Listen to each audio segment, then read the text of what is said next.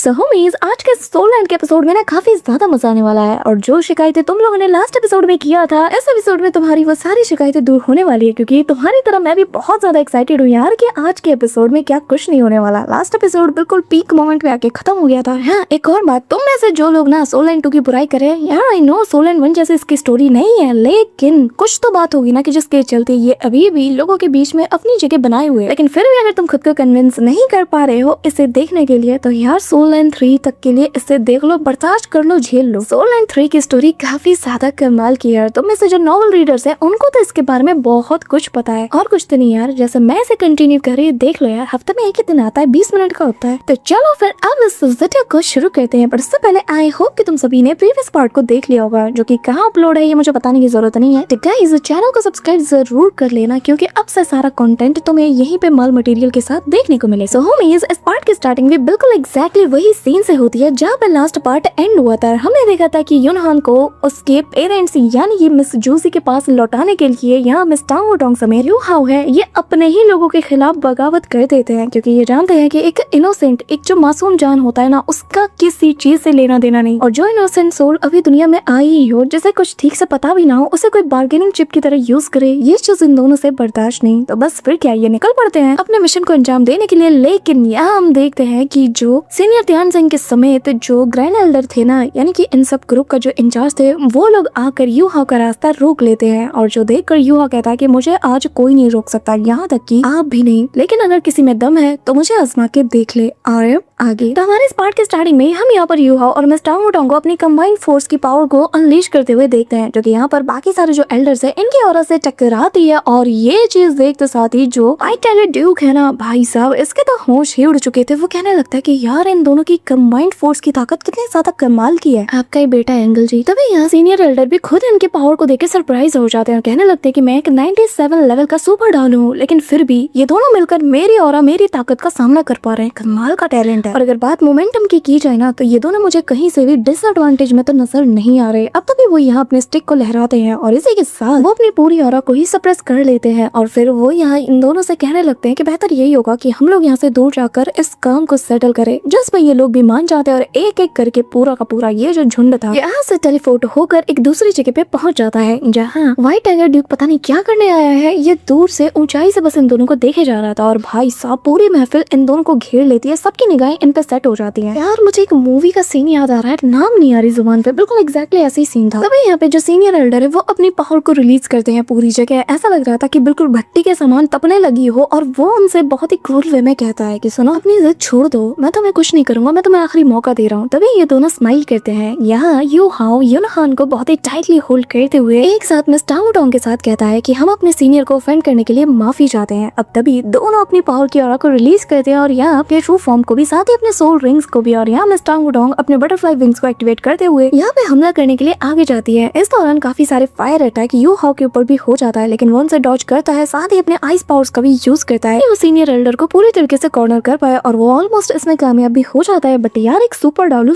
होता है और यू हाउ कहने लगता है कि आप मेरे सामने एक बहुत ही ज्यादा रिस्पेक्टिव सीनियर है, मैं आप पे हमला नहीं कर सकता। तभी मिस टांग वुडोंग आते ही अपने स्पेयर के साथ और घुमा के इसके ऊपर हमला कर देती है। लेकिन जो सीनियर एल्डर है ना, वो भी अपने मार्शल आर्ट स्किल्स को दिखाते हैं और उसके साथ हैंड टू हैंड कॉम्बैट भी करते हैं। इस दौरान यू हाउ कहने लगता है कि आप भले ही एक बहुत ही रिस्पेक्टिव सीनियर हो, लेकिन एक बच्चे को ऐसे उसकी माँ से जुदा करना ये आपको शोभा नहीं देता। कहते हुए मिस टांग वुडोंग के पीछे से आकर वो उनके ऊपर हमला कर देता है, लेकिन वो इसके अटैक को डॉज करते हुए कहने लगता है कि बकवास बंद करो, तुम्हें पता भी है कि कितने सारे लोगों की जान इस लड़के के बाप ने ली है। ये कहते हुए वो अपने लैंटर्न से ब्लेजिंग सन नाम के अटैक को अनलीश करता है। और पहली बार मैं ये इतने कमाल के एनिमेशन के साथ देख रही हूँ। यहाँ ब्लेजिंग सन जैसे ही अनलीश करता है ना अपनी पावर्स को, तो ये पूरी जगह ना ऐसे गर्मी से तपना शुरू कर देती है। लेकिन यू हाउ भी अपने जो आइस पावर्स है उन्हें यूज करते हुए अपने आसपास एक बैरियर को बना लेता है, जिससे ठंडक मेंटेन रहती है। और यहाँ जो सीनियर एल्डर थे वो भी अपनी पूरी पावर्स को अनलीश करते हुए कहते हैं कि तुम्हें क्या लगता है कि इस लड़के को हम जानबूझ के यूज करें? तुम्हें पता है कि खून का बदला खून से लिया जाता है, तो आखिर तुम इस चीज को कैसे भूल सकते हो? क्या तुम्हें अंदाजा भी है कि इसके जरिए से हम क्या कुछ नहीं कर सकते? लेकिन तभी यू हाउ अपने आइस टॉर्नेडो को क्रिएट करते हुए कहने लगता है कि चाहे जो हो जाए, अगर हम भी उनके जैसे इस लेवल पे गिर के उनके उनकी तरह हरकत करेंगे तो उनमें और हमें फर्क क्या है। ये कहते हुए यहाँ यूहा उसके जो ब्लेजिंग सन है ना उसको ही पूरी तरीके से फ्रीज कर देता है। तभी यहाँ पे मिस टांग वुडोंग भी अपने ट्रू फॉर्म को अनलीश करते हुए कहने लगते हैं कि लगता है कि आप मुझे भूल रहे हो और ये चीज मुझे काफी ज्यादा गुस्सा दिला रही है। अब ये कहते हुए वो जैसे उसके ऊपर हमला करने चाहती है, सीनियर एल्डर ब्लेजिंग सन की जो पावर थी ना उसे और ज्यादा इंक्रीज कर देते हैं, जिसके चलते आइस मेल्ट हो जाती है और भाई साहब जो हीट ये निकालता है। अब यहाँ मिस टांग वुडोंग को उल्टे पैर दौड़ना पड़ता है, लेकिन वो इस अपॉर्चुनिटी का फायदा उठाने के बारे में सोचती है। पर तब तक यहाँ सीनियर एल्डर अपनी 6 सोल स्किल का भी यूज कर देता है और एक बड़ा सा फायरबॉल सीधा उससे जा टकराता है, जिसके चलते मिस टांग वुडोंग काफी दूर जा गिरती है। अब ये देखते साथ ही यू हाओ की सटक चुकी थी। वो यहाँ एक हाथ से यून हांग को कंट्रोल करते हुए दूसरे हाथ से यहाँ पे अपनी आइस एट्रीब्यूट के पावर्स को गैदर करता है और साथ ही शाओ बी की स्किल्स का यूज करते हुए एक खतरनाक सा अटैक यहाँ पे प्रिपेयर करने लगता है, जिसके चलते शाओ बी का जो फैंटम है उसके पीछे बनने लगता है और काफी सारे जो आइस क्रिस्टल्स होते हैं वो उन्हें कमाल के मोमेंटम के साथ कंट्रोल करते हुए एक बड़ा सा टोर्नेडो बना देता है। और तभी आसमान में एक वॉर्टेक्स बनता है, जिससे एक बहुत बड़ा सा आइस ब्लॉक सीधा इनकी ओर बढ़ने लगता है। और यू हाओ का बस यही कहना था कि वॉर चाहे जैसे भी क्यों ना हो, लेकिन इससे बच्चे और औरतें इफेक्ट नहीं होनी चाहिए। जंग कभी भी कमजोर और ताकतवर के बीच नहीं होता, बल्कि सही और गलत के बीच होता है। अब यू हाओ का ये जाइंट सा जो आइस ब्लॉक था ना, जो कि किसी मून के शेप का लग रहा था, वो सीधा जाकर ब्लेजिंग सन से टकराता है। जो देखते साथ ही सीनियर एल्डर अपनी पावर को इंक्रीज करने की कोशिश करते हैं, लेकिन देर हो चुकी है। और यू हाओ इसी मोमेंट पे कहने लगता है कि मैं इस बच्चे को ले जा रहा हूँ और इसकी माँ के पास इसे छोड़ के आऊंगा, क्योंकि हम जिसे जस्टिस कह रहे हैं ये सरासर जुल्म है। क्योंकि इंसानियत का ना कोई कास्ट होता है, ना कोई धर्म होता है और ना ही इसका कोई खून का रिश्ता होता है। अगर इंसान हो तो इंसानियत होनी चाहिए और आज मैं ये साबित करके रहूंगा। अब जैसे ही सीनियर एल्डर अपने उस लालटेन के जरिए से एक अटैक करने वाले थे, तभी यहाँ पे उड़ता हुआ स्पैर आता है और सीधे इसके लालटेन को ना ऐसे फोड़ के रख देता है। और ये अटैक किसने किया था? ऑफ कोर्स मिस टांग वुडोंग ने। और तभी यू हाओ एक फाइनल अटैक करते हुए पूरी की पूरी बाजी को पलट कर रख देता है और जाइंट से उस आइस ब्लॉक को जमीन पर उतार देता है और कहता है कि चाहे जो हो जाए सीनियर, कभी भी इस जुल्म को होने नहीं दे सकता। और दोनों तैयार हो जाते हैं। अब यहाँ मिस टांग वुडोंग और यू हाओ अपना सिग्नेचर अटैक एक साथ करते हुए सीनियर एल्डर से कहता है कि सीनियर दिबुसी की मौत का भी एक मतलब है। अब ये सुनना ही था कि तभी उसे दिबुसी की कही बात याद आती है, जहाँ उसने कहा था कि जैसे ही मेरा काम हो जाए तुम लोग चुपचाप यहाँ से निकल जाना। और हाँ, मेरी चिंता तो बिल्कुल भी मत करना, मैं वहाँ तक पहुँच चुका हूँ जहाँ तक मेरे जाने की लिमिट थी। तुम समझ रहे हो ना? लेकिन सीनियर दिबुसी की जब कही गई ये लाइन सीनियर एल्डर याद करते हैं ना, तो कहीं ना कहीं इनका दिल सेटिस्फाइड हो जाता है। यहाँ यू हाओ चिल्लाते हुए कहने लगता है कि सीनियर प्लीज अपने दिल की बात सुनिए और प्लीज रुक जाइए। अब यहाँ पे तभी सीनियर दिबुसी का ख्याल करते साथ यहाँ सीनियर एल्डर अपने वेपन को यानी कि अपने उस छड़ी को पीछे कर लेते हैं, जो देख करते इवन की व्हाइट टाइगर ड्यूक भी हैरान थे। और तभी हम देखते हैं कि अचानक से उनके आसपास एक गोल्डन बैरियर भी बन जाता है, जिसका मतलब ये है कि इन्होंने रेजिस्ट करना छोड़ दिया है। जिसके बाद यू हाओ भी अपने हमले को रोकते हुए कहने लगता है कि सीनियर अब मैं यहाँ से जा रहा हूँ इस बच्चे को लौटाने।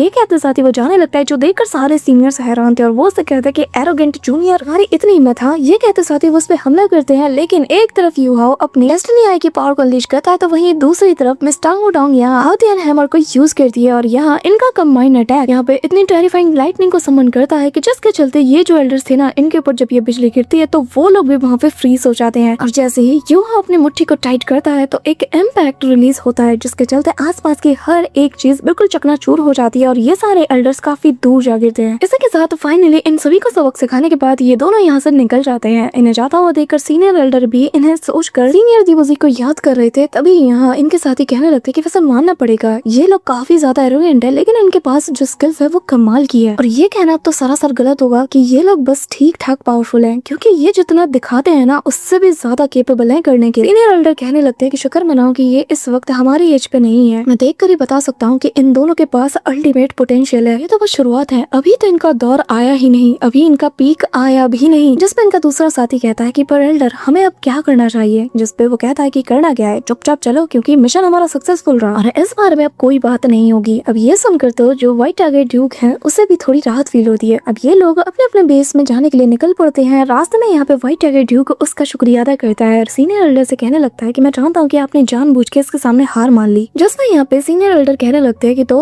और तुम्हें क्या लगता है कि मैं वाकई में मेरे दुश्मन को डराने धमकाने के लिए एक बच्चे का यूज करूंगा? हाँ, यू हाओ चाहे जैसा हो, जितना ज्यादा एरोगेंट हो, कुछ भी हो, लेकिन उसके पास दिमाग बहुत है और वो बिल्कुल सही है। शू तियानरान मरा नहीं है और इस बच्चे का हम यूज नहीं कर सकते, क्योंकि भले ही हमारे अंदर इंसानियत हो, इसलिए हम इस बच्चे को उस नजर से देख रहे हैं, लेकिन उसके अंदर इंसानियत नहीं है। वो तो अपने बेटे को भी सेक्रीफाइस कर दे, तो इस बच्चे को हमारे पास रखने का कोई फायदा नहीं। और एक ऐसे बच्चे को अपने साथ रखना जिसके अंदर दुश्मन का खून है, ये हम 3 एम्पायर्स के लिए भी बहुत बड़ा सिरदर्द बन जाएगा। इसलिए बेहतर यही है कि हम इसे लौटा दें। और चिंता मत करो, बाकी सारी चीजें मैं खुद देख लूंगा। ये कहते साथ ही ये लोग अपने बेस की ओर लौट चलते हैं और तभी सीन शिफ्ट होता है और हमें सन एंड मून एम्पायर के अंदर मिस जूसी को उसके रूम के अंदर दिखाया जाता है, जो कि अपने बेटे यूनहान के लिए बहुत ज्यादा अपसेट थी। उसे मिस करते हुए कहने लगती है कि मेरे बच्चे आखिर तुम कहाँ पे हो, तुम्हारी माँ तुम्हें कितना ज्यादा मिस कर रही है। वो यहाँ उसके पालने की ओर देखते हुए उसे याद करने लगती है और कहती है कि अगर 1% भी चांस है तुम्हारे वापस आने का तो मैं अपना सब कुछ दांव पे लगा दूंगी। प्लीज मेरे बच्चे उम्मीद मत हारना, तुम्हारी माँ तुम्हें बचाने के लिए किसी भी हद तक जा सकती है। मुझे अब कोई बदला कुछ नहीं चाहिए, मुझे बस मेरा बेटा चाहिए। तभी यूहाओ की आवाज आती है और वो कहता है कि क्या हम सच में इस रिवेंज, इस बदले की भावना जो कुछ भी है, क्या हम इसे गिव अप नहीं कर सकते। यहाँ पे मिस जूसी सामने की ओर देखती है और तभी अंधेरे से यूहाओ बाहर आता है जिसके हाथ में नन्हा यूनहान मौजूद था और वो उसे देखते साथ ही उसे गले से लगा लेती है, उसे काफी ज्यादा प्यार करती है और उसे इस सिचुएशन में देखकर यूहाओ को अपनी माँ की याद आती है और वो कहने लगता है कि मैंने बचपन में ही मेरी माँ को खो दिया और मैं समझ सकता हूँ कि एक बच्चा कैसा फील करता होगा जब वो अपनी माँ को खो दे। बहुत ही दर्द भरा एहसास है जो कि किसी बच्चे या किसी माँ को फील नहीं करना चाहिए और इन दोनों को साथ में देखकर ऐसा लग रहा है कि जैसे मैं अपनी माँ को देख रहा हूँ, मुझे मेरा बचपन याद आ रहा है। अब तभी हमें यूहाओ के बचपन के कुछ प्यारे से पल दिखाए जाते हैं, जब उसे चोट लग जाती तो कैसे उसकी माँ से प्यार करती, कैसे उसे दुलारती। अब प्रेजेंट टाइम में मिस जूसी यूहाओ से कहने लगती है कि यूहाओ तुम्हारा शुक्रिया, लेकिन तभी उसे पीछे मिस टांगो टोंग नजर आ जाती है। वो कहने लगती है कि बताओ आखिर तुम्हारी रिक्वायरमेंट्स क्या है, क्या तुम्हें शू तियानरान के टॉप सीक्रेट इंटेलिजेंस का पता लगाना है या फिर तुम्हें कोई और सीक्रेट इंटेल चाहिए। जिस पे यूहाओ कहता है कि मुझे किसी चीज की जरूरत नहीं, वैसे भी शू तियानरान मरा नहीं है और उसके बेटे को हॉस्टेज बना के रखना ये सरासर गलत है और इसका कोई फायदा भी नहीं। ये कहते साथ ही दोनों यहाँ से चले जाते हैं और मिस जूसी कहने लगती है कि क्या शू तियानरान जिंदा है और इसे अपने पास रखने का कोई मतलब नहीं, इसका मतलब क्या है। अब यहाँ मिस टांगो टोंग अच्छे से जानते है कि यूहाओ ने जानबूझकर ये बात कही है और वो कहने लगती है कि मैं जानती हूँ कि तुमने ये जानबूझ के उससे कहा ना। जिस पे यूहाओ कहता है कि हाँ बिल्कुल, मैं एक इंसान तो हूँ लेकिन उसके बाद मैं एक कमांडर भी हूँ। इसी के साथ हमें व्हाइट टाइगर ड्यूक का सीन दिखाया जाता है जो कि यहाँ पे काफी ज्यादा परेशान था, लेकिन तब तक यूहाओ उसके सामने आ जाता है और उसे देखकर साथ ही उसे गुस्सा आता है। वो कहता है कि यूहाओ तुम वापस भी आ गए और आखिर मेरे सामने आने की तुम्हारी हिम्मत कैसे हुई। हाँ तुम जानते हो ना कि तुम्हारे एक्शंस कितने ज्यादा गलत हैं। जिसमें यूहाओ कहने लगता है कि जब तक शू तियानरान मरता नहीं तब तक इस बात में कोई भी पॉइंट नहीं कि हम शू यूनहान को अपने पास रखें। शू तियानरान एक नंबर का रूथलेस पर्सन है, आप भी अच्छे से जानते हो कि उसके लिए किसी मासूम बच्चे या फिर किसी की जान को सैक्रिफाइस करना बहुत ही ज्यादा गलत है। और मैं अगर आपकी जगह होता तो मैं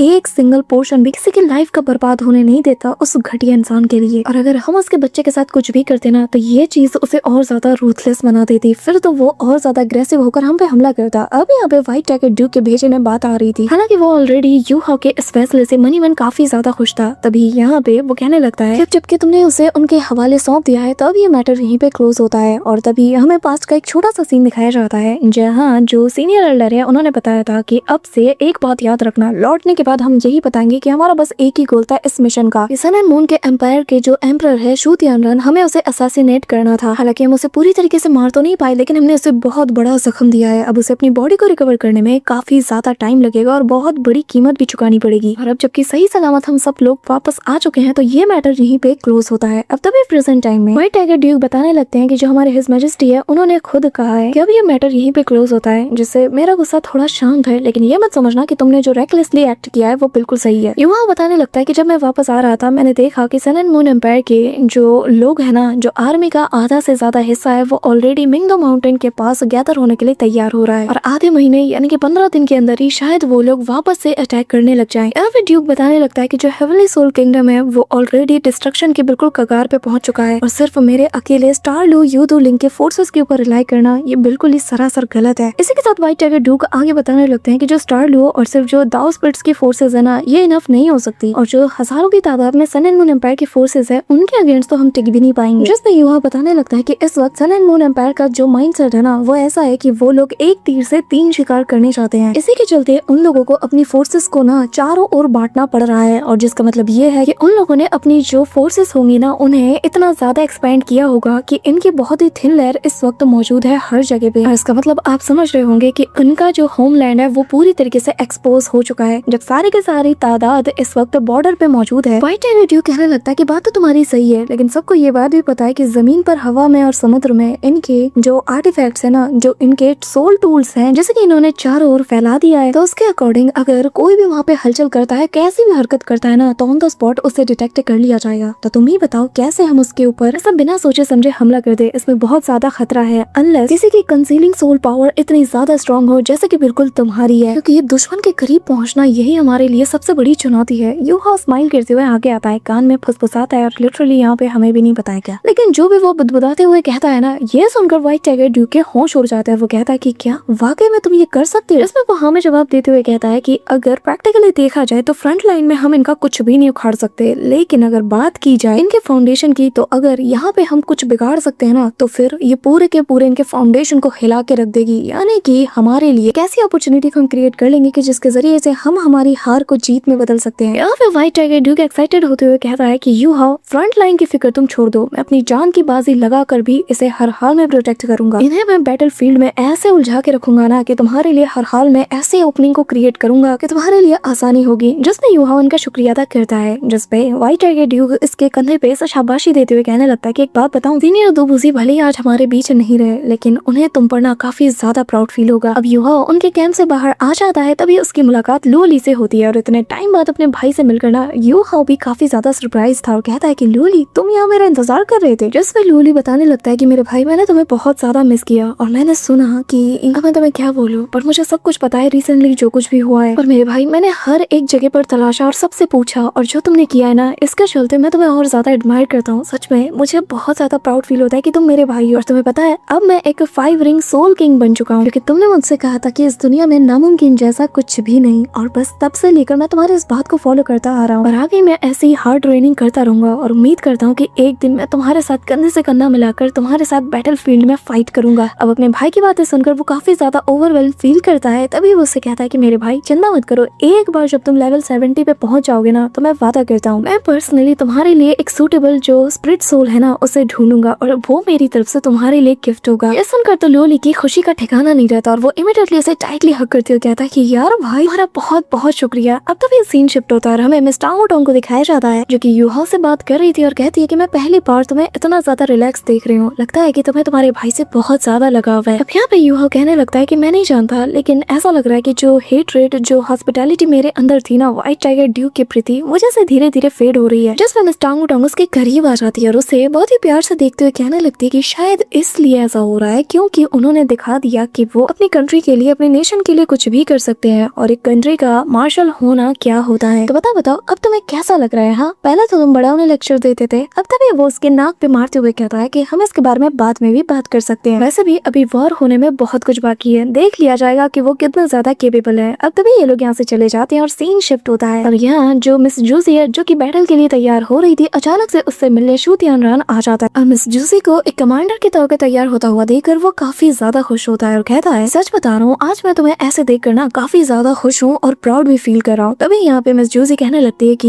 योर मैजेस्टी मैं आपसे एक रिक्वेस्ट करना चाहता हूँ। जिसमें वो कहता है कि तुम मेरी एम्प्रेस हो यार, वैसे यार वर्ड मेरा है ठीक है। तो यहाँ पे वो कहता है कि जो मर्जी मांगना है मांगो, तुम मेरी एम्प्रेस हो। जिसपे वो कहती है कि आपको पता है कि क्राउन प्रिंस का डिसअपीयरेंस मेरे दिल पे कितना बड़ा सदमा लगा है, अब जबकि मैंने इसे वापस पा लिया है तो मेरे दिल में इसके लिए जो प्यार है ना वो पहले से ज्यादा बढ़ चुका है। इसीलिए मैं आपसे रिक्वेस्ट करना चाहती हूँ कि जब तक ये मिशन पूरी तरीके से उसके अंजाम तक नहीं पहुँचता या फिर जब तक ये खत्म नहीं हो जाता, मैं चाहती हूँ कि क्राउन प्रिंस हमेशा मेरे साथ रहे ताकि मैं उसकी केयर कर पाऊँ, ताकि जो पहले हुआ वो वापस से रिपीट ना हो पाए। यहाँ पे हम देखते हैं कि शू तियानरान जो कि युन हान को प्यार कर रहा था, अचानक से जैसे ही मिस जूसी की ये बात सुनता है ना वो भी थोड़ा शक के दायरे में आ जाता है, लेकिन कुछ खास नहीं कहता क्योंकि वो अच्छे से जानता है कि लास्ट टाइम जो रिएक्शन उसने युन हान के प्रति दिया था ना मिस जूसी को, उसके सदमे से अभी तक ये उभर नहीं पाई। लेकिन होता है ना अकड़ यहाँ पे दिखाई जाती है। यहाँ पे शू तियानरान कहने लगता है एक बात बताओ आखिर तुम कहना क्या चाहती हो? हाँ, क्या कहना चाहती हो तुम कि तुम मेरे क्राउन प्रिंस को ऐसे मैदान जंग में ले जाओगी? ओ जूसी तुम कितनी ज्यादा पागल हो, ऐसा लग रहा है कि जो तुम्हारी ताकत है ना तुम्हारे दिमाग को पूरी तरीके से करप्ट कर चुकी है और अब तुम बिल्कुल पागलों जैसी बातें कर रही हो। हाँ, अब यहाँ इसका टोन सुनते साथ ही मिस जूसी उसके सामने झुक जाती है और कहती है कि मैं कभी भी ऐसी गलती नहीं कर सकती। तभी यहाँ युन हान जो कि रो रहा था उसे चुप कराते हुए शू तियानरान उससे कहने लग रहा है कि उम्मीद करता हूँ कि तुम ये दोबारा गलती नहीं करोगी क्योंकि ये हमारा बेटा है, मेरा क्राउन प्रिंस है और मैं इसे ऐसी जगह नहीं ले जा सकता क्योंकि क्राउन प्रिंस को उसकी जगह पे होना चाहिए। हम दोनों यहाँ से जा रहे हैं तो यहाँ पर किसी को तो अथॉरिटी वाला होना चाहिए, तो यहाँ मेरा बेटा रहेगा। पर हाँ, मैं काम कर सकता हूँ, तुम्हें अगर इसकी इतनी ज्यादा फिक्र है तो जब तुम यहाँ से चली जाओगी ना तो मैं इसका ख्याल रखूंगा, मैं इसके पास रुकूंगा, पर बदले में तुम्हें भी अपना बेस्ट देना होगा। ये जो कैंपेन हम करने जा रहे हैं ना इसमें तुम्हें अपना 100% देते हुए इस मिशन को सक्सेसफुल करना ही होगा। इसी के साथ वो जाने लगता है और जाते हुए कहता है कि पूरे फोर्स की कमांड तुम्हारे हाथों में है। जब तुम जीत के साथ यहाँ वापस लौटोगी तो मैं क्राउन प्रिंस के साथ तुम्हारा वेलकम करने के लिए मौजूद होऊंगा। यहाँ पे मिस जूसी गुस्सा से तिलमिलाती है, लेकिन बहुत रिस्पेक्टिव वे में अपने इमोशंस को दबाते हुए अपनी स्वॉर्ड को जमीन में गाड़ते हुए कहती है, जी हाँ, मैं आपकी बात समझ गई। तभी यहाँ से सीन शिफ्ट होता है और यहाँ कमांडिंग हॉल में मिस जूसी मौजूद थी और वो यहाँ पर नक्शे को देखकर कहने लगती है कि शू तियानरान, तुमने मुझे एक परफेक्ट टूल समझ के रखा है ना, इस गति, अपने इस प्लान और अपने इस एम्पायर को सिक्योर करने के लिए। हाँ, और इसे मैं बहुत ही अच्छे से एक्सेप्ट भी करती हूँ, लेकिन एक बात याद रखो यूनहान, मेरा बेटा वो कोई सैक्रिफाइस टूल नहीं है। यू हाउ शू तियानरान, एक बात याद रखना, अब से अगर मैं वॉर लड़ूंगी तो सिर्फ अपने बेटे को एक एक कदम आगे बढ़ाने के लिए, उसके बेहतर भविष्य के लिए, कि मेरा बेटा एक दिन आगे चलकर इस सुप्रीम थ्रोन का ओनर बनेगा, वो रूल करेगा, ना ही शू तियानरान और ना ही तुम। इसी के साथ वो इमेजिन करती है कि कैसे आगे चलकर यूनहान इस पूरे के पूरे एम्पायर का किंग बनेगा और वो उसकी मदर जो कि पीछे से उसे गाइड करेगी, उसके जरिए से पूरे जगह पर रूल करेगी। और मिस जूसी के इसी इंटेंशन के साथ हमारा आज का ये एपिसोड यहीं पे एंड होता है। और वीडियो कैसी लगी कमेंट में जरूर बताना। और हाँ, अगर तुम वीडियो को यहाँ तक देख रहे हो तो मेक श्योर कि तुम इसे लाइक कर रहे हो। मिलते हैं नेक्स्ट वीडियो में, तब तक के लिए